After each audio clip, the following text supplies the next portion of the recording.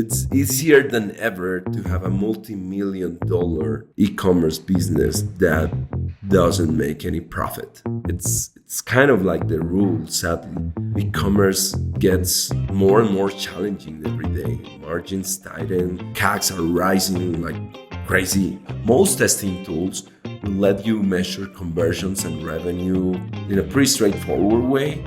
But when it comes to measure like financial performance, returns, merchandising, margins, that's something most testing tools are not really prepared for. So the first version of the course covered this idea quite holistically, quite conceptually. With this update, and by the way, this update was inspired by the feedback we got from the students as well, which was like, hey, this sounds good. I just don't get how to put this into action. So what we did was to add 5 new lessons on top of the existing ones, diving deeper into ways to apply some of these concepts tailored to each one of the pillars: conversions, spend, frequency, and the fourth pillar, the most advanced one, is merchandising. There's a big mistake that a lot of companies that are new to A/B testing make. One potential issue with these metrics is they don't show you the full picture on their own.